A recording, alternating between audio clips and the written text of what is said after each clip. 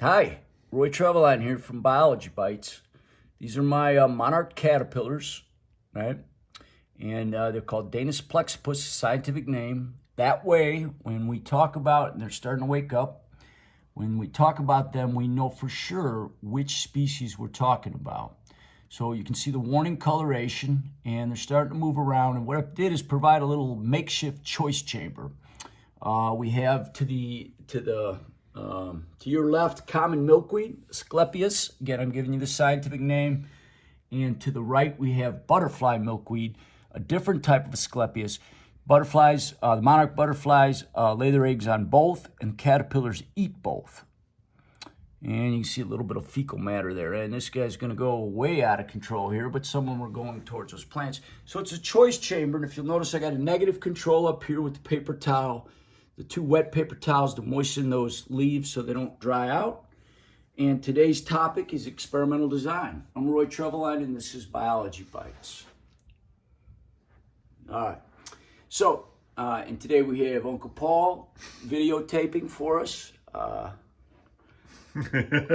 He's here. He will be narrating occasionally. And the first thing you need is a hypothesis. We're going to do deductive reasoning here. What I mean by that is this. The if is what you know. It's the big concept. In this case, I know the butterflies eat both, right?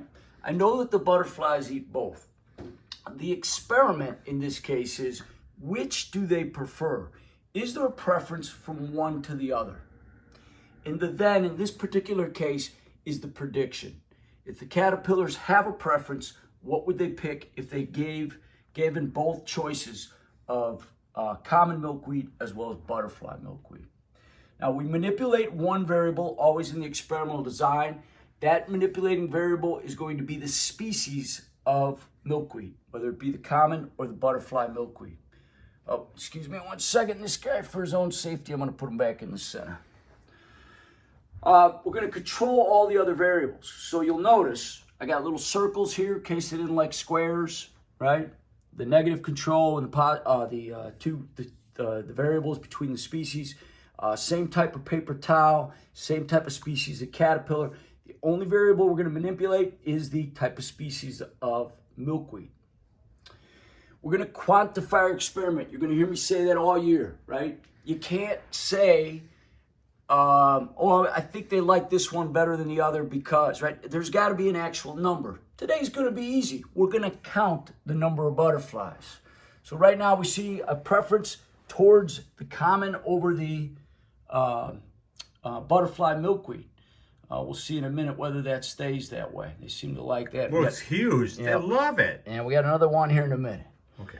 And what the last thing we need to do is it needs to be testable and repeatable. Especially right now, science is being butchered in terms of pseudoscience. People are coming up with statements that aren't necessarily true. They can't be testable. They can't be repeatable. In science, we continually repeat the experiment until we are confident that the data we have is supporting that hypothesis, right? And we rarely ever say proven in hypothesis. We're mostly going to falsify. How are we doing on time there, Uncle Paul? We are at 3 minutes and 42 seconds. We're in great shape. Now, the last thing we need to be able to do in terms of experimental design is a little bit of statistics. I know what you're thinking. Don't get nervous. This math isn't so bad. In statistics, in biology anyway, one of the big statistical equations we're going to use is this called chi-square. This funky little e is called the sum of. We're going to do observed minus expected squared divided by expected. Now you might say, well, what is the expected? The expected in this case is something called the null hypothesis. The null hypothesis refers to the idea of no significant difference between the two groups, between the experimental group and the control group. And so that's basically what the null hypothesis is going to say in terms of statistics, is that there is no significant difference between the two.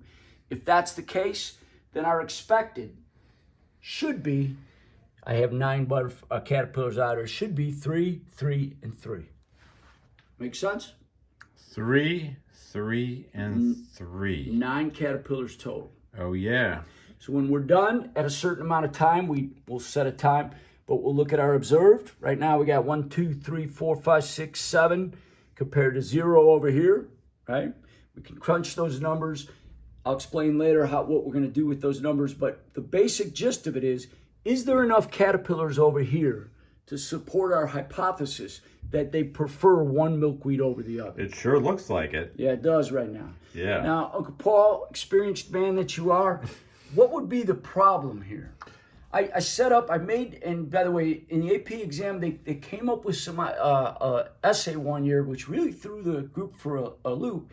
And they said, hey, here's the design. How do you improve on it? How do you improve on this design? Yeah. Any suggestions? Oh my gosh! What are they? How are we doing on time? We're at 5 minutes and 45 seconds, Awesome. and how would I design this different to find out whether or not they like common versus milkweed, common versus just anything butterfly? you see in terms of. Now remember, we wanted to eliminate all other variables. The only variable should be is that species, the species of milkweed. Wow, how could I change this to make a better design? Should I make it a little farther? Could I move these guys out a little bit farther? Move them out a little Could bit move it further? to Maybe. make them crawl a little farther? Is it possible it was just luck that these caterpillars ended up on one side and the other, a little further distance? That might help. Yeah, that way I could be sure. You notice that my circles here, I kept these moist. I didn't want the plants to dry out, and I made this a circle as well. Yeah. Right? My negative control. They don't seem to like the Nobody negative likes control. That. No, but they're all going for the common, so you want to make sure that that's really what's happening here, that something else isn't happening. What about the size of the caterpillars? Oh, man, I didn't think about that. The size. They Wait a all the minute. same size? Let's see here. Give me a second here. That guy up on the top is pretty big. This guy is pretty big. Then some of them, yeah, they're pretty close. Pretty close. Yeah. Is it possible, though, that the age may dictate something in terms of what type of food they prefer? Maybe the younger ones like something over I others. suppose. I mean, when I was a kid, I liked, chicken nuggets, and now not so much. So maybe that's true with these guys. I don't know. All right. I'll give you another hint. What about this thing over here? Oh, the light. Okay, so maybe it's that light effect. Oh, maybe they don't like the light, and they're just crawling away from the light. Right? I would say we'd be better off with the light off, right? Unless you got a light on that side as well. We want to eliminate that. I never thought about that. Yeah. So yeah, 7 minutes. So where are we going here? Well, I got a couple more for you. How about the size of the leaves? Is the quantity of the leaves a possibility? Oh, for sure. Maybe that's just like, I don't know. If these leaves over here are bigger, maybe they're going for those. Maybe they just sense them better. Yeah. Right? I should have probably cut them the same size, you're saying. But did you? They look close. Yeah, I was in a hurry. We have guests here upstairs. Yeah, I mean, like I'm the guest. Yeah, okay. Well, I don't know, but they look pretty close. All right. Well, you'll give me that one. Yeah. You think I should have moistened this one? The Why? negative control? Well, are these moistened? Yeah, they are moistened. Well, I would think. I mean, how do you know if you didn't moisten that one? How do you know it's not just the moisture that they're going toward? Yeah, sure. That's a fooler. And again, in science, it's really hard, especially with the more complex problems that we have. It's hard to eliminate all variables, right? These confounding variables are tough. Right now, with 9 caterpillars, the last thing I'd tell you is I think we need more caterpillars, or we need to repeat it with those same caterpillars. Okay. And many, many times, because this idea of repeatable is very important. All right, let's do it again. We'll give these guys a rest. All right. We'll go eat lunch. All right. We'll come back. Hey, I'm Roy Treveline. This is Biology Bites. Like it, subscribe, comment. Thanks. Bye.